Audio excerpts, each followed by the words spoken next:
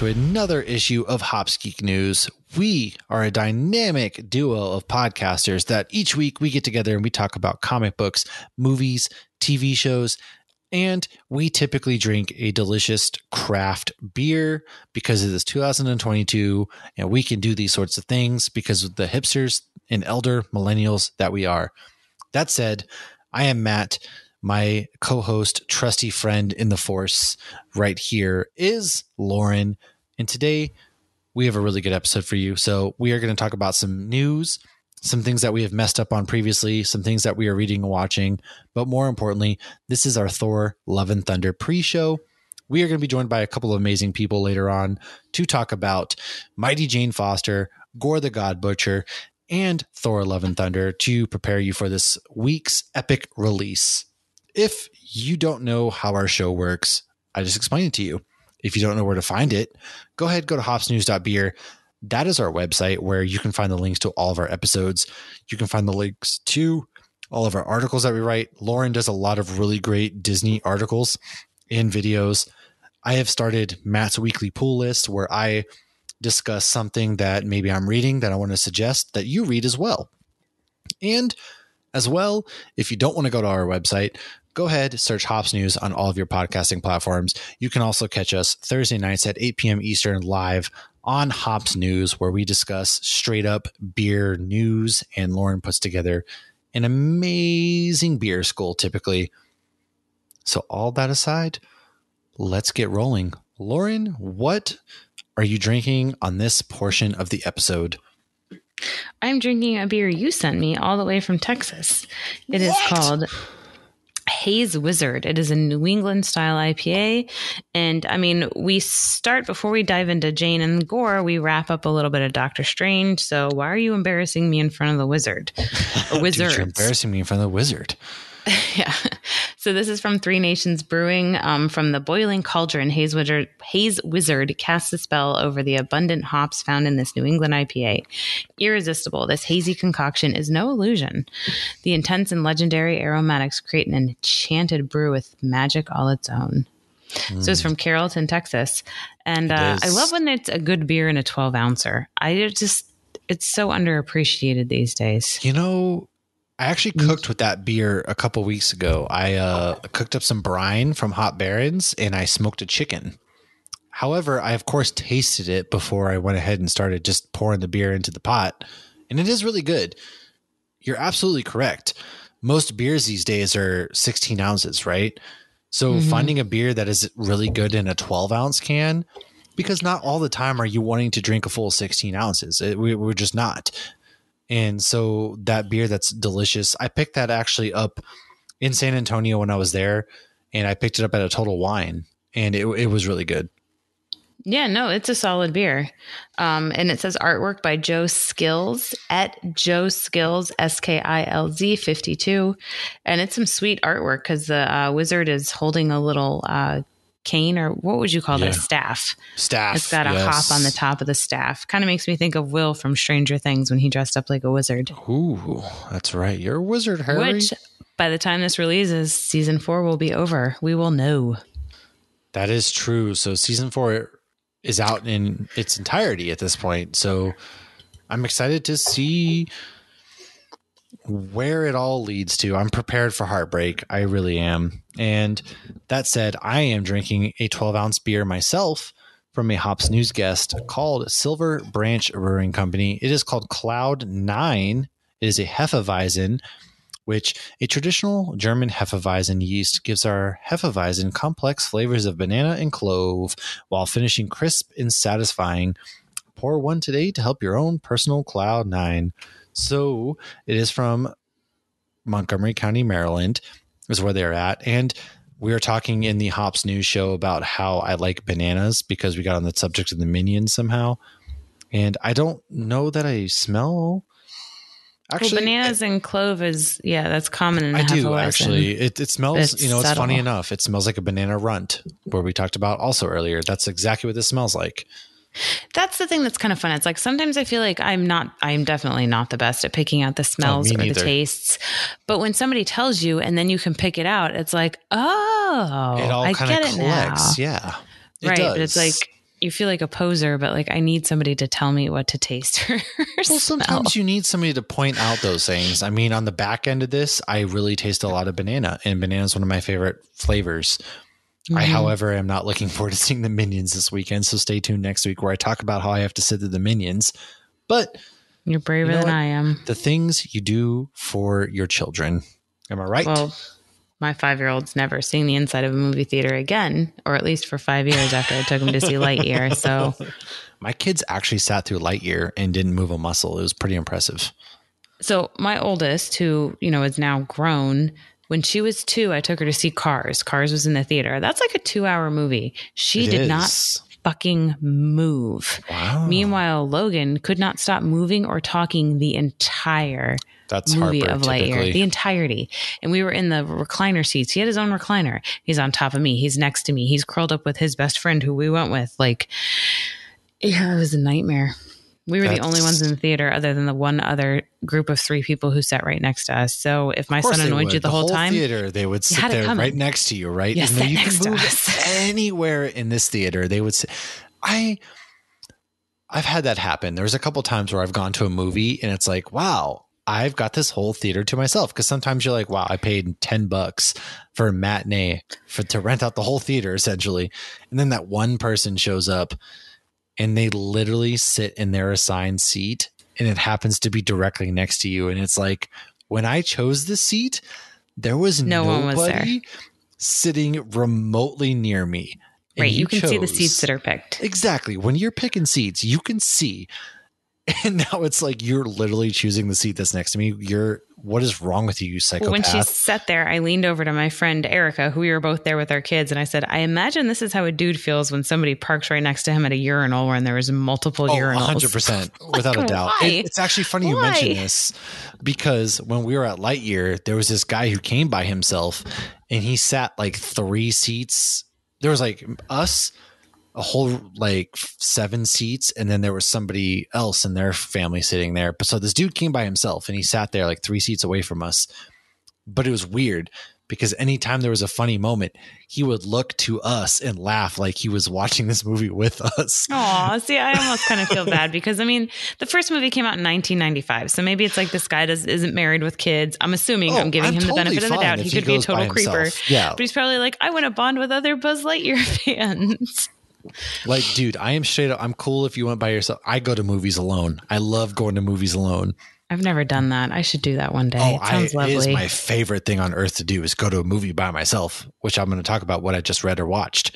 All right, we're tangenting off already. Hold on, real quick though. I'm not going to sit there and like look over at a family of 4 with 2 small kids laughing along with them. Okay, like come on. That's fair.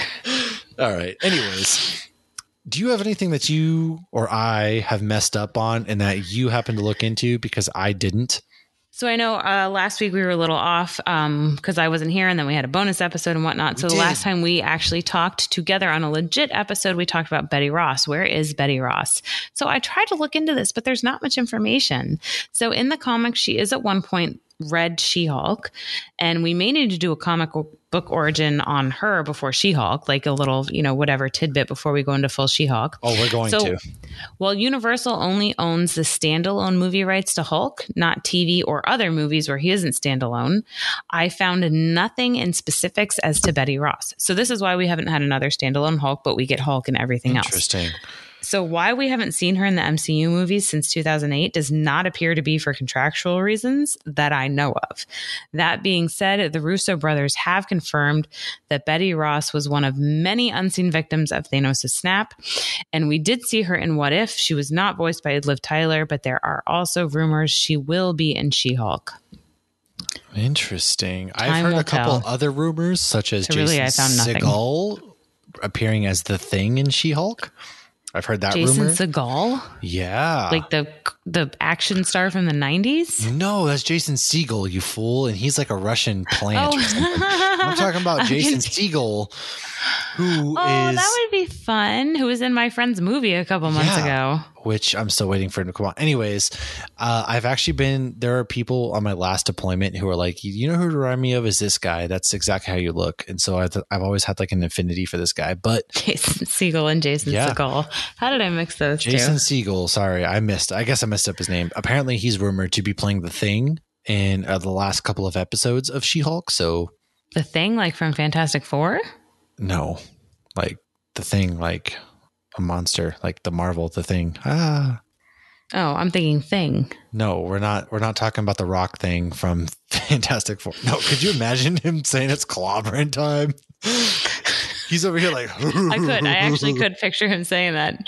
I 100% could. I'm just picturing the scene from It's Forgetting Sarah Marshall where he's naked and slapping his penis everywhere. God. Like, it's clobbering time. Yeah. Yep. Don't act like all you dudes haven't done that. It happens. Look, you could be running. Anyways. Mm-hmm. What have we read or watched? Speaking of what we've been watching, Jason Segel, I've actually watched this movie last weekend. It is one of my all-time favorite comedies.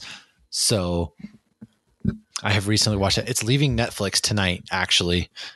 After tonight, it's off of Netflix, which is pretty sad, in my opinion, because it's a fantastic movie. By the time you guys watch this.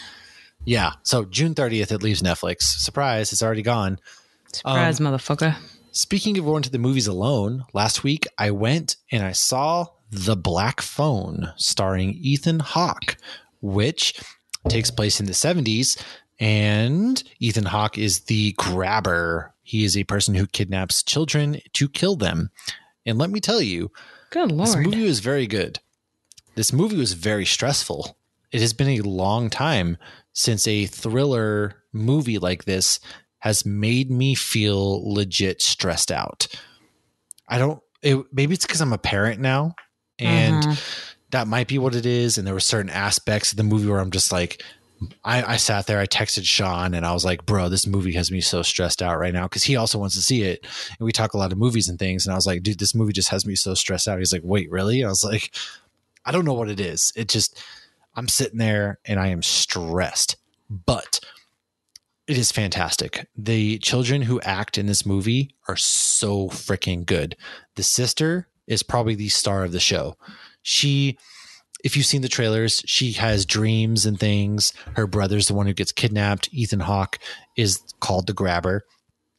And so it does a very good job of detailing the 70s, which during the 70s, there was a lot of kidnappings going on. I mean, that was all the rage, I guess.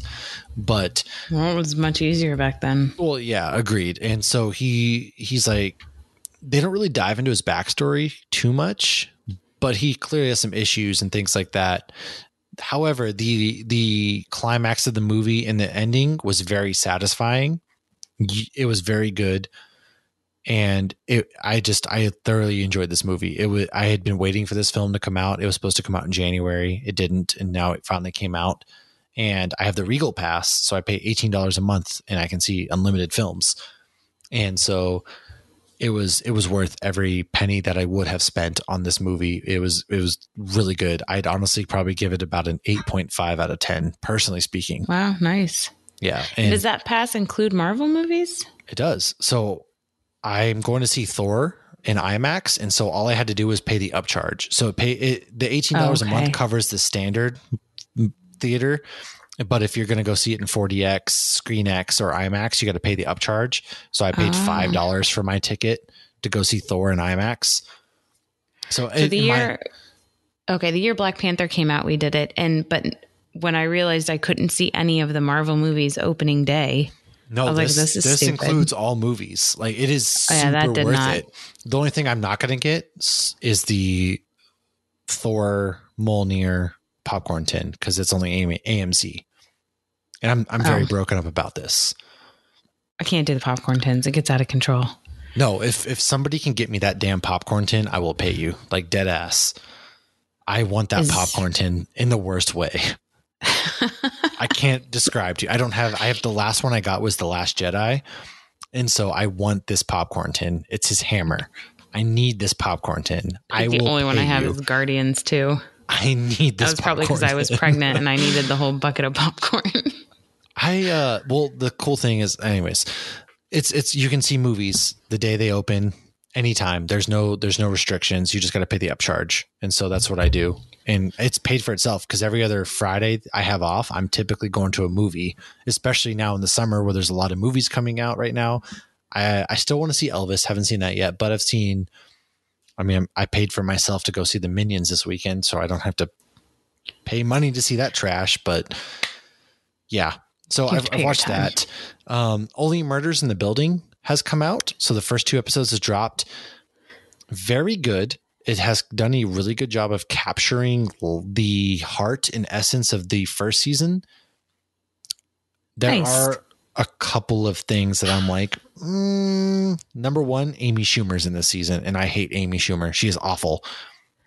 I don't hate her. She's not my favorite, but I don't hate her. She's not good in this. Is she a main character? I haven't started it yet. I honestly forgot it was back. She's not a main character yet. She has a little bit of screen time. I'll leave it at that without spoiling. She's not good though. She's very obnoxious. And my wife, who usually tells me I'm just being overreactive, has agreed with me. And then there's another sequence with Selena Gomez that doesn't I don't care that it happens. It just, there's no chemistry there. So it felt very awkward and wooden. And a lot of people have agreed with me. And so I'm interested to see your thoughts there. So again, I don't care. It just felt very much like, okay, weird. There was no setup, nothing here that really gave us this indication. So gotcha. Aside from that though, of course I'm watching Miss Marvel, The Boys, and Obi-Wan. That said, Herogasm was very much bait and switch. Yeah, it was very calm. I'm okay with that because The Boys right now is like the best comic book TV show out there. Yeah. I don't know where they're going to go. At this point, episode 7's out. Oh my God. That means next week's the finale. Don't make me cry. Oh my God. Anyways, they better not kill Soldier Boy. I hope to God. I doubt they will. No, he's not going to die. But Annie January is no longer a part of the 7. Back. Peace out, Annie January. I don't like her this season. She has no plan. Can we agree that she has no plan? She has no plan. Her face just doesn't look like her anymore.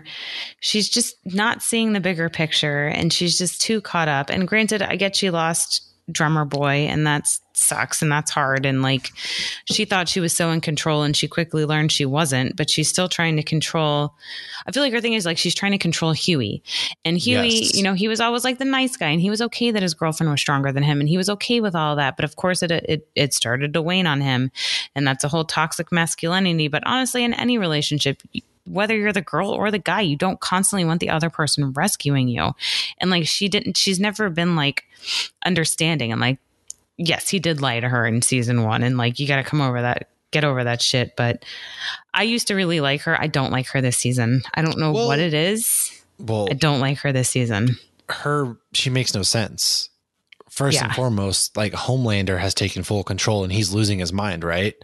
Oh, he's 100% losing his shit. Oh my God. And the look he had on his face when he thought they had him or whatever, it was sheer shock. Oh yeah. We'll get to that fight sequence in a second, but Huey has always been picked. The start of the series was his girlfriend getting blown to bits by A-Train, and he's never had superpowers. And so he's always been at the mercy of these soups. And so now he finally has a bit of this power, and she's not willing to see it from his angle at all. He's always the one who needs saving, and he's always been the victim. And part of it could be because Homelander said, get in line or this will be Huey after. Exactly. We need to give The Boys spoiler. I'm sorry to anybody who hasn't seen it. But okay, so I'm going to do a couple The Boys. So in the one episode where you see them the Russians are working on Soldier Boy, and it says January 24th. They say January 24th.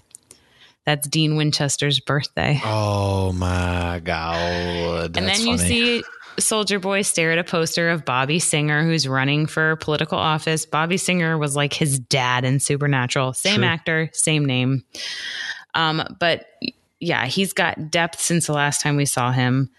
And similar to Homelander, they were both told they were never loved. Because think about the flashbacks with Soldier Boy where he's like a douchebag. He's a misogynist.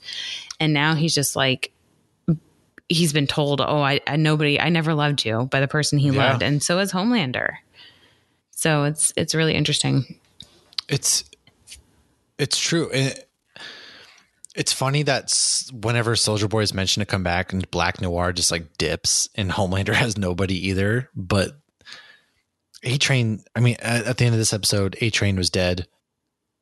And I don't know. There's just a lot. I think at the end of The Boys, we're going to have to. Is he dead though? We don't have confirmation. That's what I'm saying. I mean, so at the end of The Boys, we really have to just recap the entire season because there's just we could talk for an entire episode on that. So. Oh, I will talk a whole episode on that, a whole episode on the comics, and then a whole episode comparing the two. Yeah. Well, we're going to talk about it. We'll talk about it. We'll save it. I'm going to shelve that. Obi-Wan has finished up. It's given me one of my favorite moments in Star Wars, which is the whole Anakin. I killed Anakin Skywalker. I wasn't your greatest failure. So I've watched Obi-Wan clearly. So what have you been reading or watching? So we can get to news, so we can get to the really good parts of this episode. Otherwise, we're going to talk for hours on end.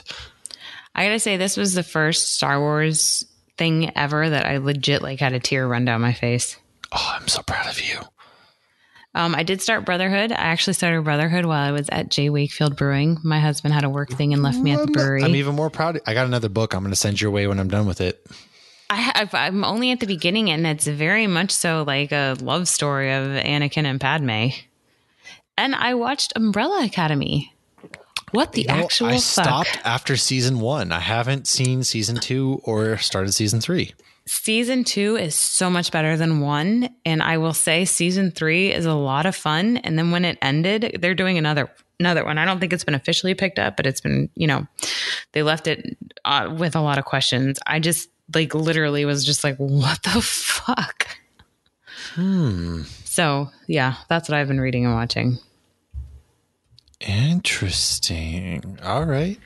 So we're going to, yeah, I think next week, 2 weeks from now, we're going to have to talk about Miss Marvel and The Boys because those are going to be wrapping up. Let's roll into some news. So I've got some news. Anna Sawai, Kiersey Clemens, who plays Iris West in The Flash, Ren Watabe, Joe Tippett, Eliza Lasowski are going to be cast or have been cast in Godzilla's spinoff series for Apple TV, which takes place in between Godzilla #1, which San Francisco, and King of Monsters, which leads me to the next piece of news. Godzilla vs. King Kong sequel has been announced for March 15th, 2024. I am super hyped. Give me Godzilla in anything. Give me Godzilla and King Kong in anything. I was going to say, why are they doing this? Who wants this movie? Me. I do. It's me. It's okay, guys, only one thing. It's fucking disgusting. And that is literally Godzilla and King Kong fighting monsters. And that's literally me night 1 in theaters. And so speaking of Kiersey Clemens playing Iris West, DC, aka Warner Brothers, has announced that they still plan to release The Flash in theaters next June, despite Ezra Miller literally being the worst human being on planet Earth right now. So June 2023? Yes, The Flash will release in theaters. I kind of felt like they would release it maybe in HBO Max, but no, they're full steam ahead with this. They're going to launch it next June. People are involved that are going to lose. You can market this with money and whatnot. Yeah, I mean, you can market Batman, Supergirl. You don't have to use Ezra Miller, and then they're going to dump him after that, which is the best move anybody can make. So, you think they'll edit out scenes with him in it and focus more on those characters? No, how? It's a Flash film, which it sucks because Flash is my favorite superhero. It was a Doctor Strange film. I don't know. I'm exasperated. Just release this film and let's just move on at this point. Give me a new Flash so we can give me something to be excited for. I'm excited about this next piece of shit. Well, before we get to that, the next piece of news is July 28th is Harley Quinn season 3 releasing on HBO Max. That's exciting. August 21st, House of Dragons on HBO Max. That's some news. Exciting. But yes, the next piece of garbage is the 5 $5,000 Star Wars alcoholic cocktail on their Disney Wish cruise. Made out of the ice cream maker bucket. First and I feel like they're foremost, trolling that's, us. That's They're trolling 4 us. months of mortgage for me. Like that, I could pay my mortgage for 4 months. That's not uncommon. But so here's the thing. So in Brielle was 3. So 2015, December 2015, we did a 7-day cruise on the Disney Fantasy, 2 adults, 2 kids for $4,000. So this one single drink, because this Star Wars drink is available on the Disney Wish in the Star Wars bar on the cruise ship. So that one drink on that boat will be more than our entire week-long Disney Christmas cruise for a family of 4. Jeez. That's just stupid. I feel like at this point they're trolling us. They're like, we know some of y'all are still rich as all hell, or you're going to max out your credit cards because you want to be the one that said you had this. And it looks cool. I wouldn't pay more than $50 for that. And that's fucking pushing it. That's pushing it because it's just watered down Malibu rum. Right. But it looks like, for anybody who hasn't seen it, it looks like the thing the guy's carrying in one of the original Star Wars movies. It's an actual ice cream maker that's turned into a joke. You push it, the things come open. We saw it in Mandalorian, and like dry ice comes out. 2-ounce shot glasses of whatever's in there. I mean, are you drinking pieces of actual gold? I don't know how much gold is. But I just, it's just stupid. It's stupid. Disney is, without a doubt, they're trolling us right now. Like, a weekend at the Galactic Star Cruiser is $5,000 for 2 people. And now they just made that look reasonable. Exactly. Now a drink. So 30 seconds to a minute, depending how fast you sip, is $5,000. It's, bro, like, what? I think we just figured out what they're doing. They're making the Star Cruiser look reasonable. And now the $80 beer flight made out of Rancor teeth at Oga's Cantina now makes perfect financial sense to me. Oh my God. You fucking evil geniuses. I can't do this anymore. I need a higher pay. Monetize us, please. Somebody give us a lot of money. I don't know. When I say I would try anything twice, that's not one of those things. I won't even try it once. $10,000 to try it twice. One of them once. I can't, I don't know. Anyways, Ghostbusters Afterlife, the sequel, will release December 20th, 2023. It will be set in New York in a firehouse setting from director Jason Reitman. I am super excited because Ghostbusters Afterlife was a delight.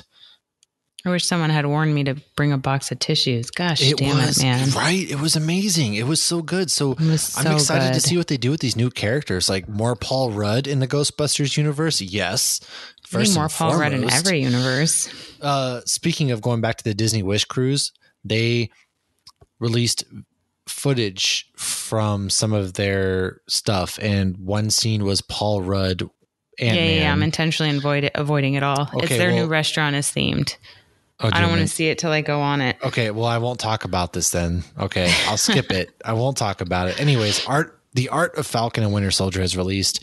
Obi-Wan was originally a sequel trilogy of films, with the plot of the show being the 3 films, which is very interesting. Very interesting.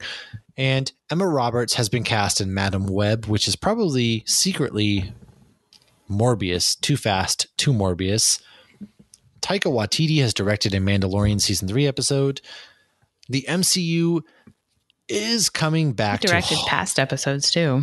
Yeah, well, he's still working on his trilogy of Star Wars films, so he's directed one to probably get his feet wet. The MCU is coming back to Hall H at San Diego Comic-Con.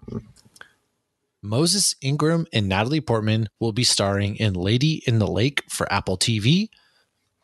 Gina Rodriguez and Zachary Levi have been cast in the Netflix Spy Kids reboot, which my kids are probably going to watch. I don't know why anybody would reboot the Spy Kids, but you know what? Bet you whenever it comes out, you're going to hear me reviewing it. And then last but not least, Back to the Future will release as a Broadway show in 2023. I need to see that. Right before you read that, said that I read that. Holy shit. I can't wait to see them dance to Back in Time. It's going to be awesome. Look, I have always wanted to go to a Broadway show and never have. This would probably be one that if I can get to, I would go. Not even the local one you've never been to? No, I haven't. I want to go see Wicked. That was like one I'm holding out for. That was what I was thinking in my head. Wicked was the best show I've seen quite a few, and Wicked was better than Lion King. All right, I don't have much at all. Hercules live action will be directed by Guy Ritchie. A Goonies spinoff show is coming to Disney Plus. We got a trailer for Hocus Pocus 2, and I feel like my next piece of news, September 30th. Yes. How that it makes me so happy, because last time didn't they release the movie in like July, and then they're like, oh, this movie tanked. You don't release it in July. Yeah, but it looks legit good too, which is I'm here for. So our house will be decorated. We will be ready to go. Same. Jude Law he's cast for Skeleton Crew, the Star Wars show. Did we know that? We knew that. We did. Yes. Okay. That's all I got. Well, dude, Back to the Future on Broadway. That is so fun. I know. Well, dude. Talk about Hocus Pocus 2. In the trailer that we saw, the teaser trailer, they look just like they did back in, when the first one came out. I mean, they could suck out the youth of a kid. It might help, but yeah. Yeah, they look fantastic for their age, but they do look older. That's true. All three of them look amazing, but they do. I mean, you could suck the life out of one kid. Well, yeah. Well, with that said, let's roll into our pre-show for Thor Love and Thunder, where we are joined by Jamal, aka Hop Circles on Instagram, and Nick, aka the Oklahomie. You can find his podcast everywhere by searching Oklahomie podcast. We will see you in 2 seconds. You are not like the other gods of kill. There's a maniac who seeks to end us all. We must do something. Times like this, we need to come together.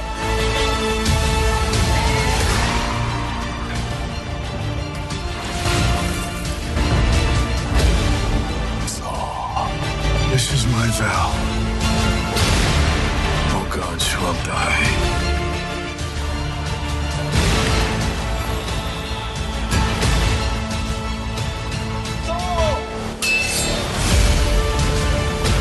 This ends here and now!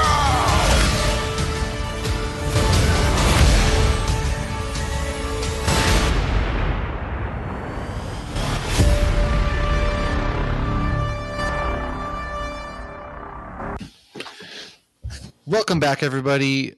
As I had mentioned, we are going to be talking kind of the Thor Love and Thunder pre-show, and we have a couple really great guests to kick this off because, look, to be honest with you, this has been one of the more hyped MCU films, and we couldn't do it by ourselves, so we had to bring a couple guests. But first things first, on my end, this portion of the podcast is brought to you by J. Wakefield Brewing out of Miami, Florida, and this is their Master Blaster, which is an Imperial Porter with Filipino coconut, Mostra coffee, and Tahitian vanilla, and it is coming in at 10%. And who runs Bartertown? I cannot talk today. Master Blaster runs Bartertown. Master imposes his will on your taste buds through the use of Tahitian vanilla beans, Mostra coffee, and Filipino coconut, while Blaster shows his strength with a 10% Imperial Porter. We hope you enjoy this marriage of brains and brawn as you spend your time trying to survive the streets of Bartertown. I feel like this is a good beer because we have Lady Jane coming into the fold. We have Valkyrie, we have Korg, we have Thor, we have the Guardians. There's a lot going on. So you got to hit with the heavy hitters. So that said, Lauren, what are you drinking over there? So I am actually drinking a Treehouse. So you are drinking a beer from where I am from, and I am drinking a beer from where you are from. Yes, you are. Treehouse. Yes, Treehouse is in Massachusetts. Erica brought me this one back from one of her recent Massachusetts? trips. I was like, wait, what? Yes, for anybody who this is their first time listening, that is from Massachusetts. So it doesn't give any much information on the can, and I didn't look it up, but it's a double IPA. It is delicious, and it's 8.8%. And for you guys can see my can, it's a very beautiful rainbow. Today is the last day of Pride Month, and it's the Rainbow Bridge. Wait a second. You said Erica brought that back? Erica did bring this back. Erica went to my stomping grounds And she just totally forgot about our friendship. That is disrespectful. That is And unbelievable. she only bought this can because it's pretty. She doesn't even like IPAs. That's crazy. I'm gonna have to have a talk with Erica. Well, we're gonna have to chat about that, but that's crazy. And I have it in my I don't drink tea glass because one of my questions I'm wondering is, does Jane drink tea? Probably not. I don't know. Jane looks like she's pounding stouts at this point in time. The way she's flying in, which we're gonna talk about that. So we do have a couple of guests joining us tonight. So first things first, we have Jamal joining us. So Jamal, go ahead and introduce yourself, man. Tell us a little bit about what you're sipping on, if anything, and then how you doing? All right. Well, I'm Jamal. On Instagram, go by thehopcircles. So I'm very big into the craft beer scene.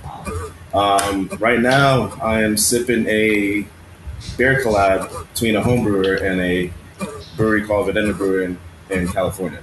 It's a dry hop saison, name perfectly balanced, themed after Thanos. Yeah, that can has Thanos' helmet on it too. It's pretty dope. You're showing us and it's show. 6%. So Hey. 6 stones. Nice. All right, I see what they're doing there. Now, is it perfectly balanced like all beers should be? Exactly. I'm excited to see it because no one makes saisons anymore. So yeah, that is true. Now, you also didn't you just brew or help assist in brewing of a beer that Lauren conveniently just didn't send this way to? Like, I feel a lot of betrayal going on right now. Drank in front of him too. She even drank it in front of me. So a friend of mine, Casey Geeks and Bear, we did a small little collaboration with Rockpit Brewing here in Orlando for Star Wars Day, May 4th. And it was something we were thinking about for a while. We think not too many breweries in Orlando take advantage of May 4th. They we're all really don't. geeks and nerds, so no breweries in Boise do, which is weird. But so we brought up the idea and we talked about it and kind of came up with like a last minute recipe for it. It was a peanut butter whiskey blonde stout. Man, yeah, it worked. It really sounds good. Actually, peanut butter whiskey's delicious in its own right. So yeah, so we actually soaked the oak chips in Screwball. Oh wow! Yeah. Okay, Screwball. That's awesome. Yeah. See that's wicked rad. I love that. I love chopping beer, and I know our paths crossed briefly, although we didn't formally get to meet when I was in Orlando last year. So it is good to have you on and good to chat some Thor. And I'm glad this worked out. We also have another really good guest. You guys might know this man as your friendly neighborhood Oklahomie. Nick, welcome to the show. Tell us where people can find you, what you're all about, and what you might be sipping on over there. First and foremost, I'm happy to finally get this actually going. I've been looking forward to this for quite some time. I actually went out last week to get beers because I know we were supposed to do this last week, but things kind of changed and all that. But I, on quote unquote accident, drank one of the beers that last weekend because I just couldn't stop myself. But one of the ones I'm having right now and haven't poured yet, but is from Skydance. Okay. Brewery here in Oklahoma. It's a local brewery here in Oklahoma City. It's a hazy double IPA with, two of these things I've never seen in beer before, so I'm actually even more excited. And it kind of almost ties in with Thor, but one of the ingredients is Waiatiti, Raiwaka, and Mosaic. They got really extravant with those. I mean, it sounds like was it Taika Waititi? Yeah, that's what I was making the thinking, name of the Taika hops. And I do have another beer that I'm gonna drink later, and I might regret with it being summer. But I got this last month when I was down in Texas. I stopped in Sherman at 903 Breweries, and I picked up. And I don't know if anyone on here listens or watches The Office, but it's a 903 Pretzel Day beer. I don't know, the light is all in the way, but it has a picture of Michael Scott on the can. Oh, that's so cool. Nice. You said and I've had this cold and I've had it room temperature, and it's way better at room temperature.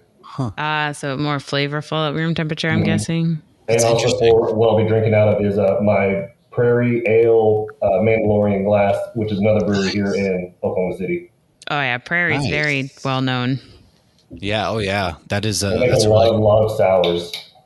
Yes, you can the Prairie Artisan Ales, all that good stuff. You can find them at almost any bottle shop, and if you're able to get your hands on any of their beers, they don't miss. Really, I've had a ton of their beers. Some of their bottles, yeah, you might be, oh God, I'm shelling out a little bit for some of them, but they're worth it. Ooh, and that is a beautiful head right there. Good. That's a nice pour. So we've got the squad together here. We're going to talk about Thor, Love and Thunder. We're going to talk about Gorr. We're going to talk about Lady Jane, kind of some fun facts, comic book origins, and some theories that we have. So Lauren, why don't we kick it off kind of briefly talking about Multiverse of Madness, which has just recently come out as of June 22nd on Disney Plus. Go ahead, lead us off. Yes, so spoiler warning for all of it. It's been out. If you haven't seen it now, you probably have. So my big issue that I never felt like I really got to discuss with anybody after Multiverse of Madness is the whole Inhumans thing. Inhumans was terrible. I never even finished the show. I got through probably 3 or 4 episodes. I really gave it my all. It was absolute garbage. And then the MCU goes and tries to act like, oh, we're going to pretend Agents of S.H.I.E.L.D. doesn't count and Runaways doesn't count and Cloak and Dagger doesn't count. All these things that we like got all these different subscriptions for to watch all these damn shows because they were all connected to the MCU. And they are like, oh, nope, they don't really count. And then they go and cast the actual same actor to play Black Bolt to bring him in and then kill him. I don't know what any of this means, and it enrages me. They gave us so many amazing Easter eggs to the point, and I know I already told Jamal this too. I went and saw the movie with my 9-year-old, and during the scene, before Wanda started killing people left and right, she's like, "Are you okay? Are you crying?" Because I was losing my ever-loving shit. And then they just kill everybody. And for like 5 seconds of hope, I really thought Xavier was going to save the day. In his, X-Men cartoon music, Xavier, the Xavier we've known and loved, the Xavier we've seen die multiple times, and it broke our heart every single time he died. Xavier's getting killed left and right. But what does any of it mean? So is Inhumans the god-awful show we watched? Does it exist? Is it in the 616? Or is the one that we saw die, was that show in that universe? Is that where Coulson is? Well, it's an AI Coulson now. He's not even a real Coulson. That's true. Well, according to Kevin Feige, they only gave us Reed Richards with John Krasinski because the fans were calling for it. So that was really mean. Does that mean he's not going to be our 616? I don't know. What do you guys say? Jamal and I'm very curious. What do you guys think? Is Inhumans canon? Is it just kind of left in the air? Where are we at these days? I know a lot of people got issues with those specific scenes. For me, I think they were fine. It was just a teaser. Yeah. It's what we needed to know, that this is what's coming. And I think the way they did it pissed people off. Like, again, spoiler warning, Reed Richards, you literally just told Wanda how to kill Black Bolt. Oh my God. Right. And everyone sees it and we're like, oh shit, Black Bolt's about to just end it all again. And she's like, what mouth? And it's like, really? You're gonna do that? It was, and then he dies too. And then Captain Britain dies, and then Captain Marvel dies, and then Charles dies. I mean, all it tells me is that there's hope for these characters we've been hoping for. We know they exist. We just don't know how they're going to do it. Yeah. And what form of fashion. Like, at least with the Fantastic Four, we do know that they will be from the 60s in the quantum realm. Have they started working on that, though? Because, they announced the Inhumans movie 10 years ago, too, and we never got that. But if they brought them in to tease us of future things to come, I'm okay with that. But if they brought them in to straight up murder them. Like, and these aren't just like people, like these are fan freaking favorites. And I saw one meme with Monica Rambeau and Wanda in WandaVision, and she's like, I'm going to kill your mom in another universe. It's like this. And I would love to see a Captain, you know, I love Peggy Carter. I loved the Peggy Carter TV show. I will do anything for more Peggy Carter. And I wonder if we're going to get some Maria Rambeau flashbacks in the Marvels movie. So I don't think that she's, I mean, obviously we know she's dead in 616 because she died of cancer during the blip. But I don't think she's gone. But like the Black Bolt one, that didn't make me excited. It made me confused. Krasinski made me excited. Captain Carter made me excited. And Maria Rambeau made me excited. Black Bolt. Yeah. She's got beef. That show was so bad. Did anybody finish that show? No. I only read it on forums. I never dove into it, and I've been told that I saved myself from not getting into the show. Good for you. Yeah. That was my next question. So, well, first of all, my man's Oklahomie. What do you think? Is Inhumans going to make a big grand comeback? Is the Miss Marvel going to perhaps try and bring Inhumans back in and make them cool again? So that's what I think is actually going to, as the more I watch Miss Marvel as it unfolds, which, by the way, everyone that knocked that show, I hope to God that you're eating crow right now, because that show is phenomenal. It's been good since episode 1. It's only progressively getting better. But they've done a lot of like hints toward that the Inhumans are coming, but I just don't know when they're going to introduce them, because a lot of people were pissed off how she got her powers when the trailer debuted, and then as we're watching the show unfold, you're starting to see more and more nods toward how the Inhumans are. Yeah. And I feel like toward the end, we're going to get some kind of big reveal that Inhumans have been here the whole time. And I feel like it's going to be like a reboot in a way. And like Lauren said, because you said it was about 10 years ago they were supposed to do an Inhumans movie? Yeah, it was one of the movies they announced one time at Comic-Con, and that never happened. Yeah, it never got off the ground. So I feel like maybe they took a step back and wanted to kind of toy with everything else and kind of pave a better path to introduce them. Because just like how we're going to get like a different Reed Richards and I lost my train of thought, for the 616 universe, because 838's got completely annihilated as quick as they did. I feel like since it was a fan casting for John Krasinski, that maybe they have a better Reed Richards for the 616 universe, which kind of makes me more excited, but at the same time nervous, because I don't know who they're going to cast to be in that role. And I know that doesn't necessarily tie into Inhumans. I kind of got off on a different tangent there. Yeah, that's what podcasts are for. Exactly. Well, you know, with the whole Inhumans thing too, I think part of what bothers me with it too is I love Daisy in Agents of S.H.I.E.L.D. She was such a great character from the first episode to the last. I loved her story arc. I loved her history. And I feel like she deserves to be in the MCU. And I don't know if it was she or Simu Liu that posted something recently. My daughter sent it to me. And it said, the first Asian American in an MCU movie, and Simu Liu. Or a part of the MCU, not a movie, part of the MCU, and Simu Liu. Because, yes, she should be part of the MCU. And she's so amazing. And anybody who didn't watch Agents of S.H.I.E.L.D., like if she entered the movie universe, they would love her. And she was the person I thought of when, well, that in like the Netflix shows, when Wong is like, you wanted more? Yeah, I did. I wanted all the other, things that you made me watch. You know, there was a rumor that they were actually going to do that. Really? Right, I heard that too. And then they're like, well, not everybody will know. But this is where it pays off for the people who watched everything that you told us to watch. That's true. It's true. This whole thing is going to be wild. That we're entering and all that. It is. It's like, I almost feel like the Black Bolt to me was kind of like all right, let's gauge the fan reaction. How are they feeling about the Inhumans at this point? Like, are they trying to make us think that Inhumans is like that revisionist theory that, oh, maybe the show wasn't that bad? No, it's that bad. But you can still like bring them back in and kind of still bring the Inhumans into the MCU and do it proper this time.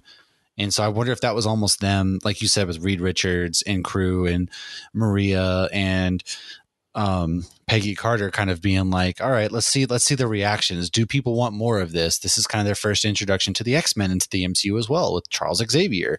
Yeah. And First so mutant. it is very interesting to see. I don't know where Kamala's powers are going to come from, but I'm willing to bet that within the next 7 years, we are going to see an Inhumans announcement that they are coming back into the MCU in some regards. Well, even when they mentioned Black Bolt, they said the protector of the Terrigen Mist. Yeah. So like that was mentioned. Yeah, you don't just open that up and then just like leave it blank. Like you have to do some kind of follow up on that. Exactly. Because that's what my worry is that we got introduced in the Multiverse of Madness to the other multiverse of 838, which was the main focus point of the different multiverses in Multiverse of Madness. And everything that happened on 838, is there going to be a follow-up later down the road with 838? Or like is with it just going to be one of those plot holes like there was so much havoc that happened in 838 that we're just not going to mention it. And I hope that they don't do that. I hope that there's some kind of a follow-up afterwards. Well, I agree. Well, and can we talk about the Darkhold too? Because we've seen the Darkhold in Agents of S.H.I.E.L.D. and Runaways. It came up in both of those, but obviously when people were like trying to figure out what the book was in WandaVision, I was like, it can't be the Darkhold because the Darkhold looks like this. And then they're like, oh, it's the Darkhold. So yeah, do you think they're then going to integrate, like, I feel like at this point, Agents of S.H.I.E.L.D. cannot be in 616. There was no snap, but they also did time travel in Agents, and they went all over the place. But how they ended it, you can also, like, it wasn't a closed book. I know, Matt, you didn't finish it. Did you two finish Agents of S.H.I.E.L.D.? Did you watch all of that? I finished it. Okay. I'll be honest, I'm like only a couple episodes into season 1, and I'm dragging. That's where you have to stick around until Winter Soldier. I was ready to give up too, but you have to stick out. It will pay off, but it'll have its ups and downs. But it's more ups than downs. Season 4 was the best season. You just have to kind of like stick, like ride it out, like because just like every other show that comes out, like there's going to be those episodes that kind of drag, and you're just like, I can't do this anymore. Right. And it turns out to be gold, like by the time you finish it. And so that's what I've been told about Agents of S.H.I.E.L.D. And I feel like I owe that to myself to kind of gives more of a backstory to when these movies come out, because there's like nods toward certain things that if you haven't watched it, then you're not going to necessarily fully understand like what it could mean or what it does mean. Right. Yeah. And Jamal, you said season 3 was the best season? Yeah, season 4 was the best season. Season 4. I think them introducing Ghost Rider and not doing the traditional Ghost Rider and bringing in Robbie Reyes was really good. Throughout that whole season, he played an intricate part. Seeing Mac become the Ghost Rider for a second actually made me think we were going to get a actual Ghost Rider in the MCU. Yeah. But they just played with our hearts. But it's rumored, too, that he's supposed to come back. I don't know if they're going to do it. I don't know if they're going to do the Johnny Blaze thing. But I would love it if Robbie Reyes came back to play Ghost Rider. The same actor, too. Like, he's phenomenal. I love what he does. Oh, yeah. Mm-hmm. I got casting going for Ghost Rider right now, too. Well, I know they're teasing somebody right now that has joined the MCU or something of that nature. So I heard Norman Reedus was in for fan casting. They got Norman Reedus in the running thing. Just keep him on a motorcycle, whatever he said. Can't leave the motorcycle. But that's Mac was another fan favorite. He's not a soup. Right. I'm in that mentality right now. He has no powers or anything, but he was such an amazing person. I'd love to see him like head of S.H.I.E.L.D. somewhere. But damn it, I lost my train of thought. Well, but yeah, we focused a lot on the Inhumans in there, and I had a really good thing I wanted to say, and I totally forgot. I'm sure you remember it. So let's roll into now Thor Love and Thunder, which is the next big MCU film that's releasing when this comes out this week. I've got tickets for opening night Thursday. We say opening night, but like the first showings at 3:30 p.m. on Thursday. So movies are so weird now that they say they're releasing one day, but really they release midday the day before and long gone. Releases anymore. Yeah, that's what I'm saying. Like long gone or the midnight releasing. I think the last midnight viewing I actually went to was Endgame. But even then there were showings, I think, earlier. So whatever that means to you, the next one is Thor Love and Thunder. And we've all got high hopes. I know that. I've got high hopes. I know today a lot of press screenings happened last night and people are coming out saying that is their favorite Thor film. So we're going to see Thor. There's like in the trailer, there's a montage of Thor working out. It's got the Guardians. We've got Mighty Jane Foster. We've got Valkyrie. We've got Korg. We've got Gorr, the God Butcher, played by Christian freaking Bale. So we got a lot to be hyped about. And before we kind of get into our theories and things, Lauren, why don't you give us some behind the scenes kind of comic book origins of Jane? Okay, real quick, I do have a couple tidbits on Thor, and then we'll go right into Jane. I'm sorry, not Thor. Doctor Strange. Strongest Avenger. Doctor Strange, real quick. A lot of people commented on the Eye of Agamotto. It's still powerful by itself, even without the time stone, because they commented he was wearing it. There was comments that Strange lost his sister. That does happen in the comics as well. Dr. West was the guy. I had like a brain fart in the movie. Like, why is this guy sitting next to him being obnoxious? It's the doctor that was not that great in the first movie. Shuma Gorath, who is a Doctor Strange villain. That's the name of the octopus. He is not named because the MCU does not own the name.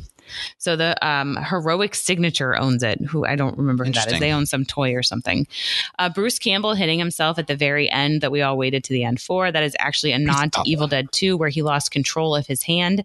And this is also another Sam Raimi movie, and the two of them are very close friends. He's in all of Sam Raimi's films. It's awesome. Yeah.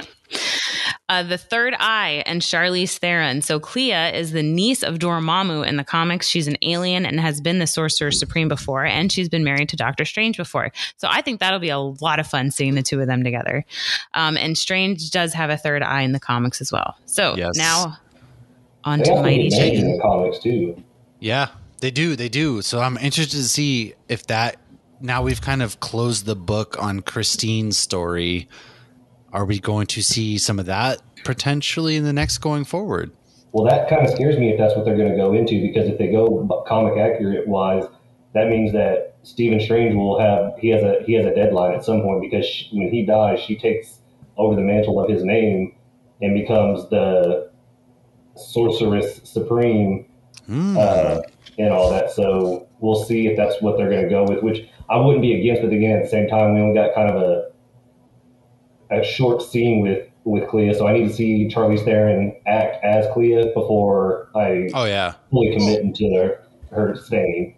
That, and I feel like we've barely spent any time with Doctor Strange. I mean, look at Infinity War and Endgame. He doesn't really do much, right? And so he just goes. He's had his one solo movie, and then two solo movies, but one that was really about him. Whereas this one, brings in America Chavez. It's got Wanda. And now we're setting up more things. And then Endgame, he's just kind of appears at the end and he's stopping the water. And then Infinity War, he's looking at all the different futures. So I'm with you. And I wonder, everybody's probably got an expiration date. Who knows how long the MCU is going to go along for, right? And it's Benedict Cumberbatch. He's a pretty well-renowned actor. I am hoping maybe we have him for a good period of time, but who knows? Yeah, you never know. So I remembered what I was going to say before. Bobby from Agents of S.H.I.E.L.D. is Mockingbird, and we learned that that's Hawkeye's wife. So that's another reason for Agents of S.H.I.E.L.D. not being in 616. That's right. So good call. And they were supposed to get a spinoff that never happened. Okay, Mighty Jane Foster Thor. So Jane Foster was first created in 1962 by Stan Lee, Jack Kirby, and Larry Lieber. Then and now she is a love interest for Thor / Dr. Donald Blake. Anybody not familiar with the comics at all, Dr. Donald Blake was his human form. If he wasn't holding Mjolnir, he would turn into Dr. Donald Blake, and then he had to be not holding it for 60 seconds or something, so he had to be actually holding the Mjolnir to have the power of Thor. Eventually, she married a dude named Keith and had a kid. Sadly, they split because of Thor, and then Keith and her son passed away in an accident, and Jane was diagnosed with terminal breast cancer. So jump to 2015, and the Mighty Thor comic is released. Thor is currently not worthy, like Thor Odin's son, and the Mjolnir is left on the moon and Jane picks it up. No one knew who it was at first. So this new Thor is a badass, and she even fights Malekith, the Ninth Doctor, who's in Dark World. Unfortunately, every time she fights as Thor, her cancer gets worse because her treatments basically get canceled out. While being Thor, she actually teams up and dates Sam Wilson, Captain America, and she teams up with Kamala Harris. I keep doing that. Kamala Khan. That's the vice president. I know. Miss Marvel in the Avengers. She then comes clean when Doctor Strange tells her she can't handle another transformation. However, in Death of Mighty Thor, Jane decides to take up the hammer one last time when Mangog threatens Asgard. Jane does defeat Mangog, but Mjolnir is destroyed in the process, which we saw Hela do, and Jane does die, and she returns to her human form, but Odin actually brings her back, and she becomes the new Valkyrie. And that's actually kind of interesting, because I was reading one of the old comics the other day where Thor asks Odin to make Jane immortal because he wants to be with her, and obviously his life comparison, he'd be married to an old lady in no time, and he's fighting with Odin about that. So that's kind of a nice nod to the older comics. I did read some of the newer books, and it was kind of funny because when she picks up the Mjolnir, she starts talking like him, but she still has like an inner dialogue to like, why am I talking like this? Yeah. And the Mjolnir doesn't just give her strength, it gives her access to information. So there's certain things she suddenly knows, which I had no idea about that. I mean, I've only read super old school Thor comics. I don't know if that's a current thing or if that's just with her or what. So that's what I got on Jane. Well, before we dive into our thoughts and things, I'm going to go into Gorr real quick. So Gorr is obviously being played by Christian Bale. His first appearance was in 2013 in Thor God of Thunder, created by Jason Aaron and Isad Ribic. Gorr is an alien. He has a sad past. His mom has died protecting him from wild animals. And then he grows up, and guess what? His wife and kids also die, because in comic books, everybody dies. At some, like, superheroes, safe. Your family, not so much. That said, as a result of life and all of the death, because the planet wasn't the best, his people started sacrificing their own kind to satisfy the gods. When that doesn't work, Gorr was shunned for suggesting that there were no gods. After being exiled, he comes across gods falling out of the sky while fighting, only one of which Gorr has believed to be dead. And the one clearly that is alive has asked Gorr for help. Believing them to be gods, Gorr was angered when the surviving one asked for help and has allowed his whole family to die. He then takes the sword that belongs to this presumed god and finishes him off because he is filled with anger and rage, and we all know it is path to the dark side. And from there, he gets the taste for blood. So Gorr has now become... He has killed the god that wasn't actually dead, was called Null, who gets his power from the Enigma Force, and he's the god of symbiotes. Interesting. I wonder if that's going to play a little role we'll talk about in a second. So all in all, Null has created Venom and Carnage. The sword that Gorr has taken was his Necro Sword. It bonds with Gorr, and after killing the one god with it, he develops powers and cannot die and gets an insatiable urge to kill all gods, which we kind of get a hint of in the trailer. He can travel through space, has super strength, and can create weapons with the sword that are not a sword, such as Green Lantern, maybe Kamala Khan, things like that. It can also go inside of his enemy and eat them from the inside out, which is pretty creepy. It's pretty badass. And as well as create black berserkers, which are like dinosaurs, basically. Gorr creates a planet called to house these gods, and he also has claimed to have tortured the god of torture.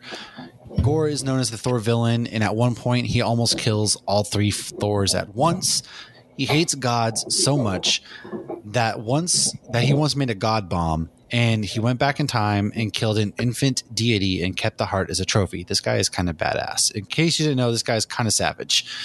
And killing an infant makes you badass. Would you kill baby Hitler? I mean, sure, but does that make you badass, killing an infant? Listen, he probably thinks he is, all right. I don't know. No, I think he has some serious trauma from his home planet and losing his family. Go back to should these people get therapy. So with his newfound powers, he was able to recreate his wife and son. Hello, Wanda. We have somebody to meet you. But then He kills his wife when she calls him a god, to which the son then teams up with Thor to take Gorr down. And he does not quite understand, in the grand scheme of everything, that this is what we call irony. So Thor was able to weaken Gorr with Agar, his son, denouncing Gorr as the god of hypocrisy before Thor's past self finally kills him. But then years and years later, King Loki brings him back when he is trying to get the black symbiote, because Loki is never up to anything good. And once again, he is defeated by Thor, but this time he returns back to a mortal form that was easy to contain. So I pose the question to you guys. How comic accurate are we going to get Gorr? How far do you think the MCU is going and Taika Waititi are going to take Gorr's story here? Oh, I'm going to let one of our guests go first. Yeah.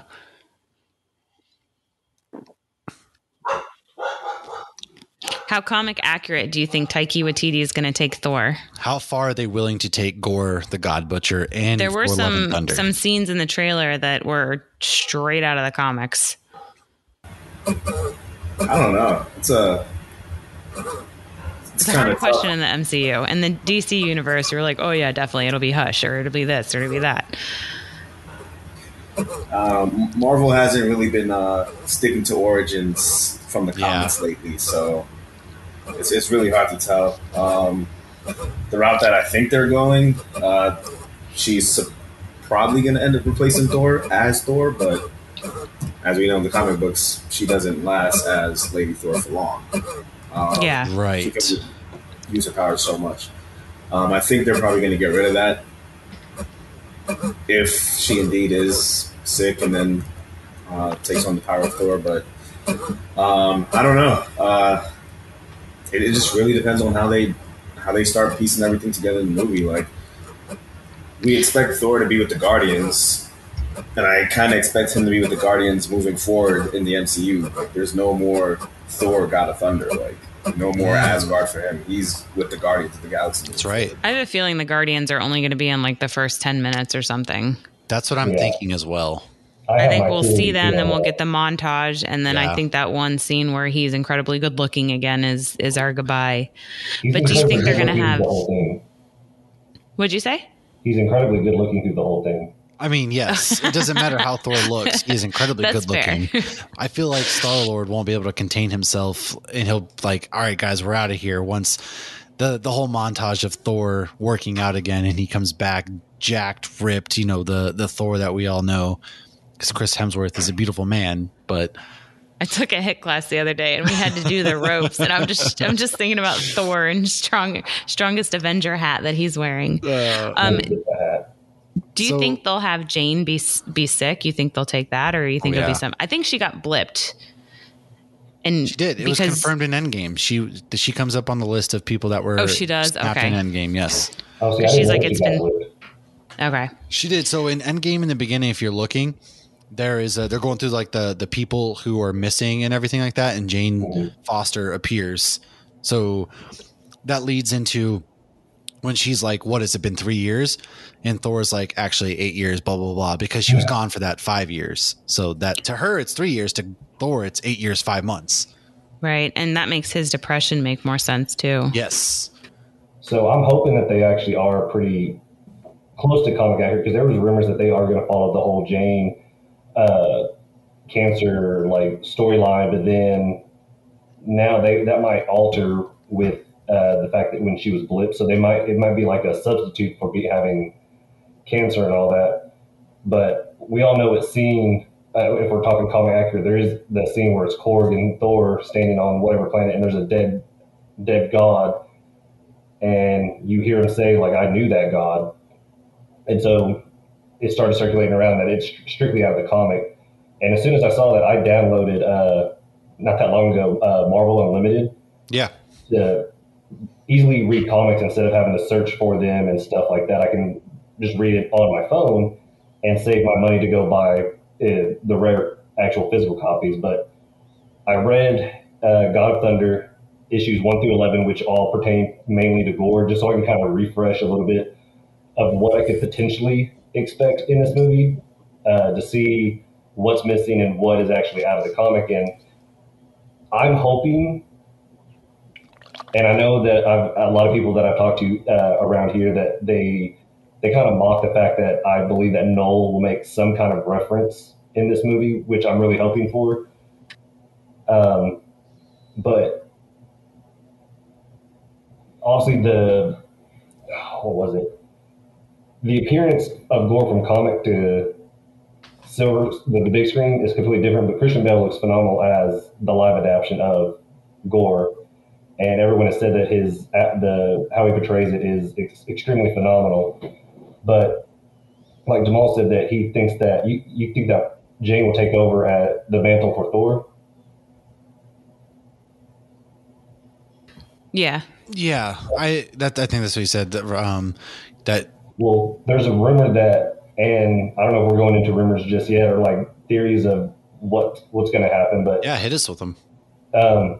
There are talks and not expectations, but big hopes at least for Beta Ray Bill to show up at some point, like toward the end of the movie, and take over the mantle of Thor. Because in the comics, That'd be amazing.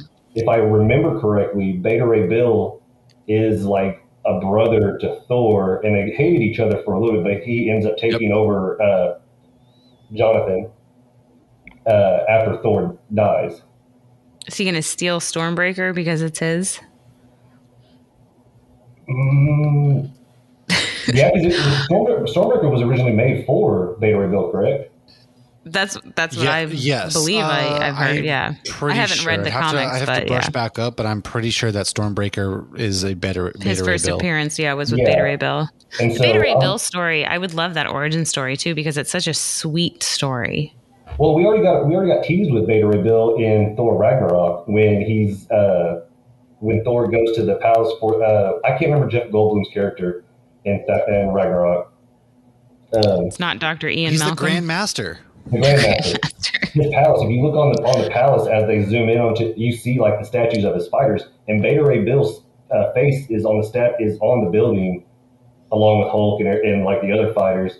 But so I think that it was kind of a nod that we know that Beta Ray Bill's in the universe. We just don't know if he's dead or if he's going to be making a future appearance. And if he does make a future appearance, this would be the movie that he steps in.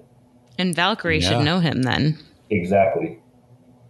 That would make sense. That's my thing. Valkyrie and Jane seem very chummy in the trailer. So I want to know, like, have they been hanging out? Like, have they been friends since the blip? Like, was Jane called to the broken? Because where did Hela break the Mjolnir? It was somewhere in Norway, right? Yeah, well, yeah, they had just got done talking to Odin. Mm-hmm. Right. And I believe that was somewhere in Norway. And that's where New Asgard is in Norway. Yes. So was she called there? Was she, I can't wait to see that. And I really hope we do get any origin of their friendship, because I feel like we didn't get enough Valkyrie. It's like Valkyrie was a drunk and then all of a sudden she's completely sober. She's the queen of the king of Asgard. Now that she's on Earth though, like how did that therapy work? She just needed to get off of Look, we don't now do the planet I can't movies, remember. Okay. What's the planet with people to look after. I can't remember the planet that Grandmaster's on, but yeah, she was just drunk and pretty much bounty hunting that whole time on that planet. She was awesome though, even when she was drunk. Honestly, she's one of my favorite characters falls. in the Thor films now because of how she's just badass. Like Tessa Thompson is amazing. She plays her so well. And in Ragnarok, how she just comes, Sakaar.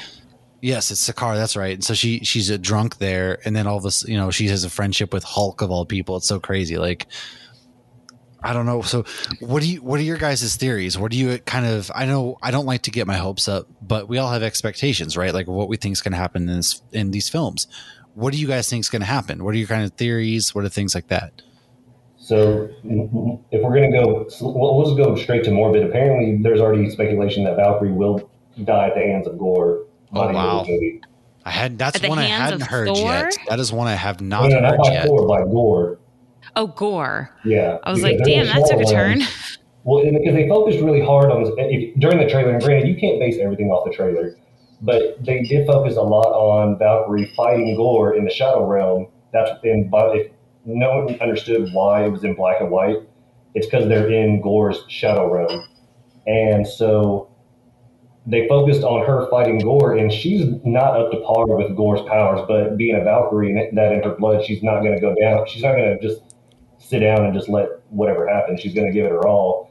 Right. And she what it looks like she's using one of Zeus's lightning bolts to fight him.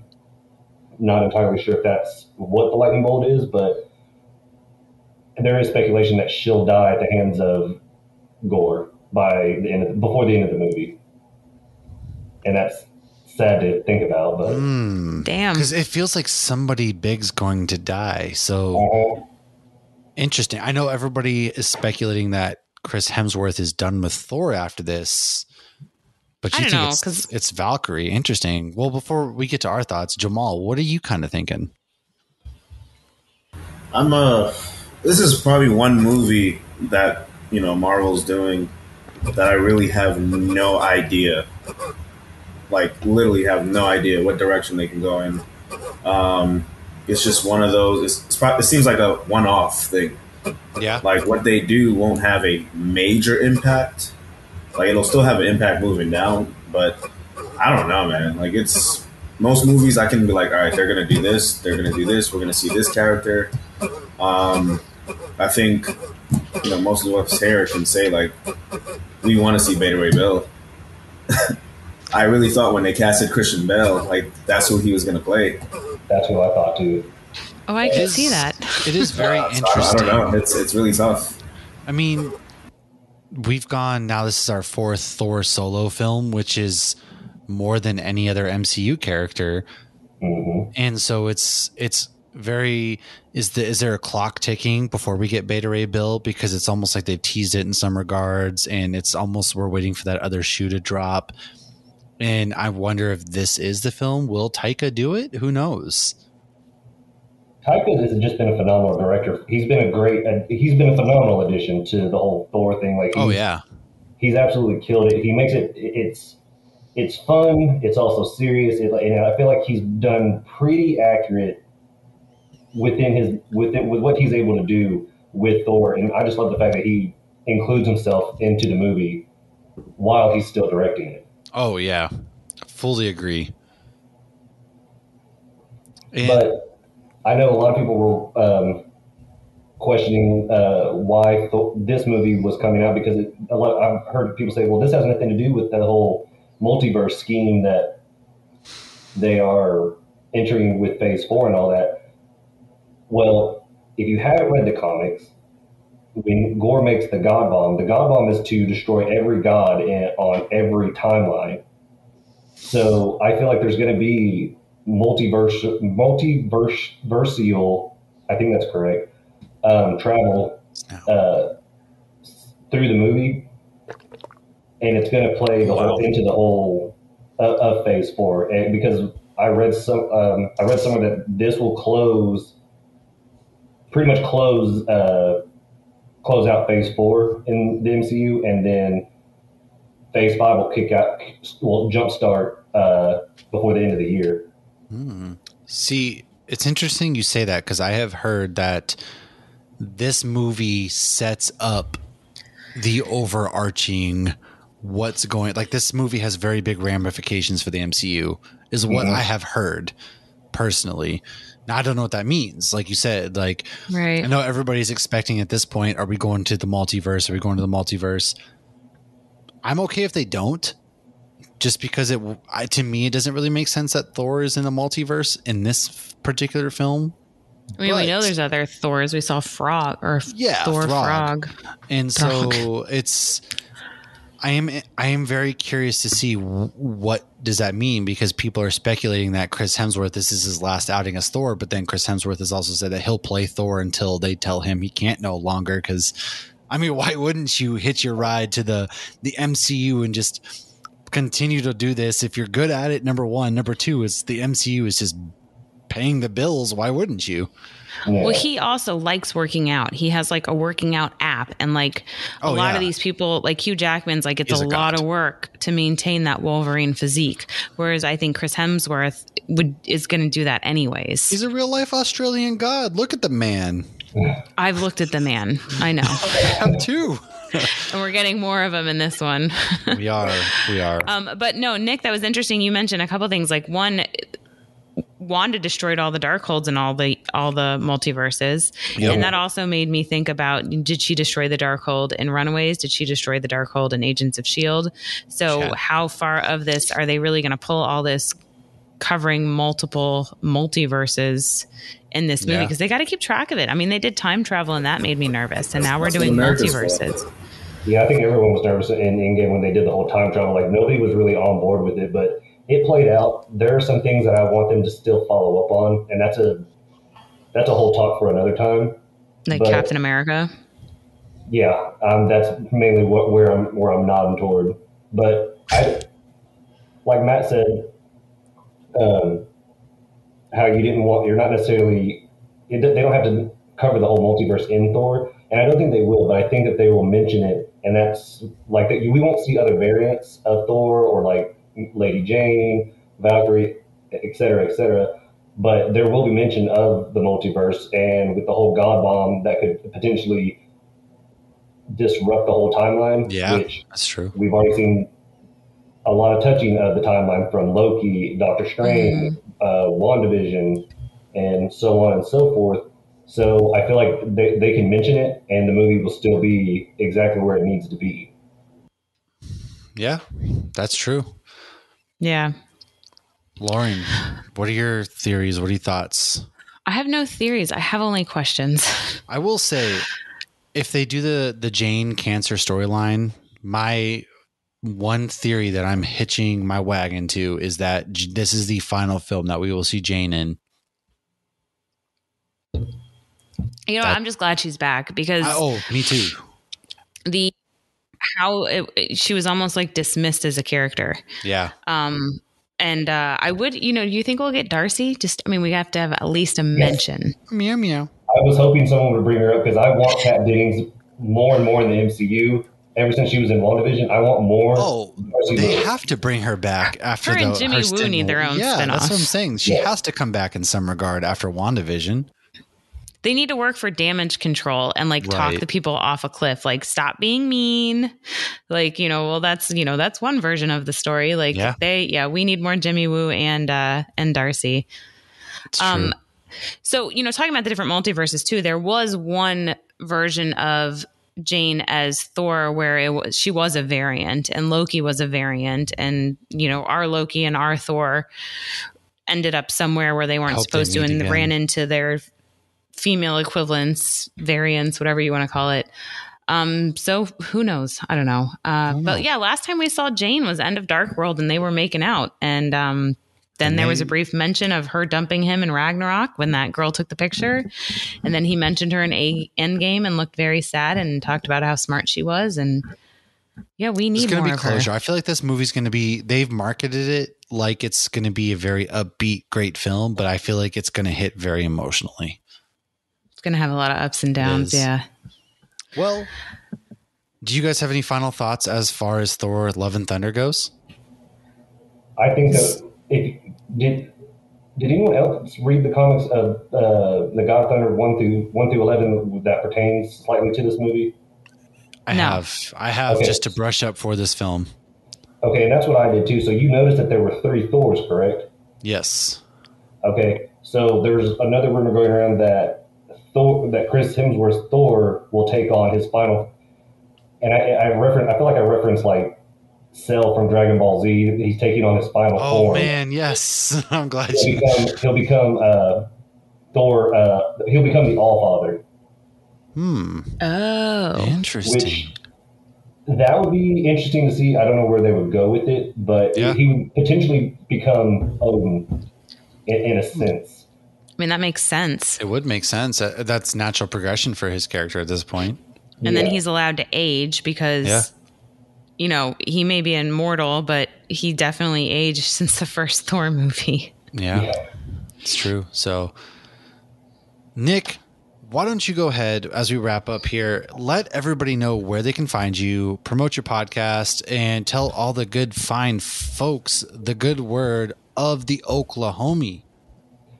So currently, you can find my podcast on any major podcast platform, be it Apple, Google, Spotify, and if you're feeling adventurous, somewhere on Anchor. But it's easy to find. Your friendly neighborhood Oklahomie. I do have a bit of news that I'm in the process of, that will pertain more to the foundation of my podcast within the next week. So once that changes, you can find all that information on the podcast and or on my Twitter, which is the Oklahomie Pod. And if you like funny videos, you can also find me at the Oklahomie Spider-Man on TikTok, because I don't know who decided to let me be on TikTok, but they are a damn fool. Matt made me go on TikTok. Yeah, it's funny because I got Lauren into the TikTok and now she does 90% of it and I feel bad. And I feel like every TikTok I see of Lauren is like she lives at Disney World. She does. More or less. That's why I'm like, Lauren, now here you go, because you have a far more interesting life than me just in a field of potatoes. We probably only go like 3 times a month. We don't go that often. Oh, okay. But like yeah. Out here, Interesting. so we don't get that.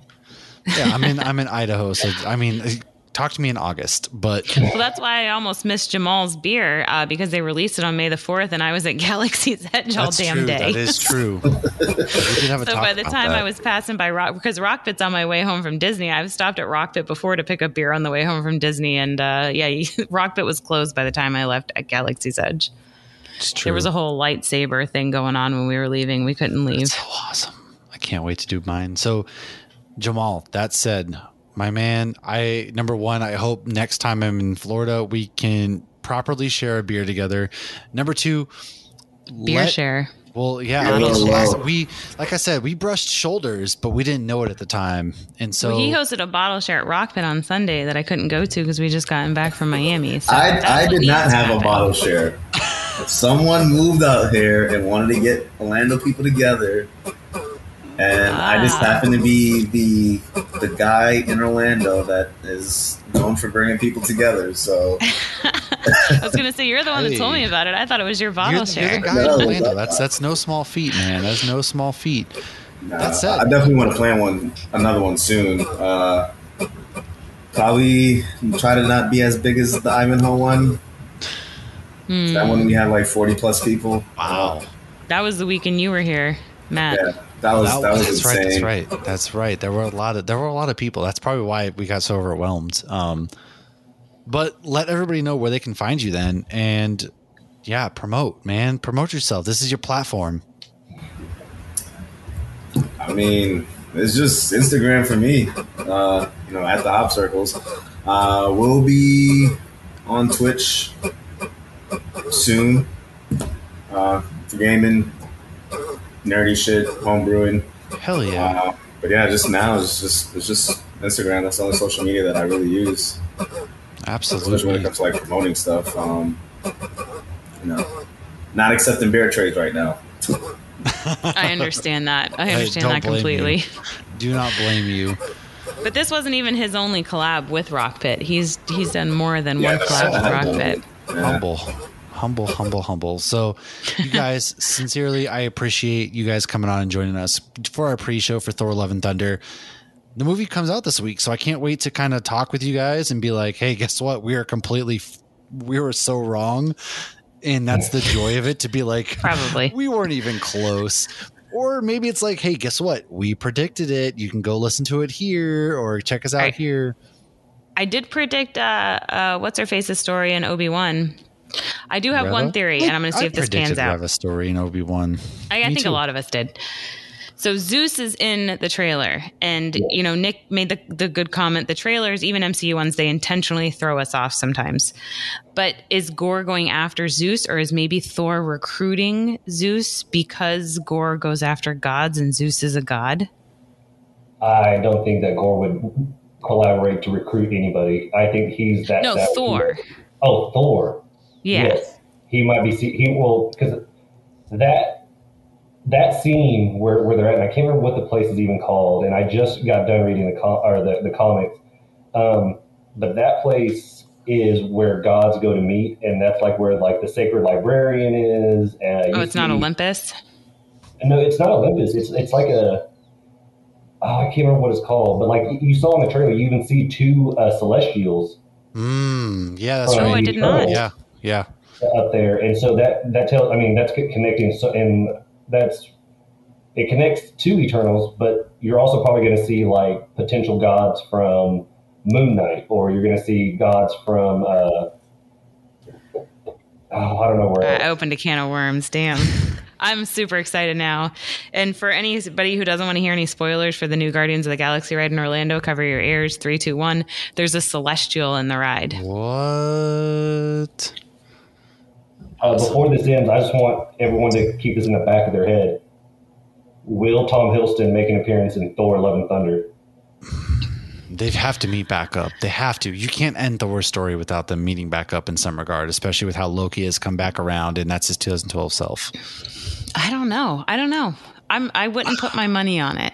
I don't know that he'll show up here, but I would almost bet that Thor shows up in his show before he shows up in a Thor movie. I think I agree. I guess we're going to find out this week, right? I know. Yeah. We're a week away, awesome. Man. We're so close. A week from right now. Friday at like 6 o'clock. Friday, 6 o'clock for me. Nice. Hell yeah. I'm Thursday at 6:45. I haven't booked him yet. My husband hasn't told me if he's coming or not. I need to book him. It doesn't matter. You should just buy 2 tickets, and then worst case, I don't know. But we thank you guys for coming on and everybody for tuning in. If, once again, as a reminder, go to hopsnews.beer, check our articles, check our podcasts, all that good stuff. Go to our social medias, Hops Geek News. That's where you can find all of our good stuff. Go to the dorksideoftheforest.com, and you'll find my articles that are out right now. I've at this point probably have 6 or 7 out at this moment. So go ahead, read a lot of good content that creators are putting out there about Star Wars.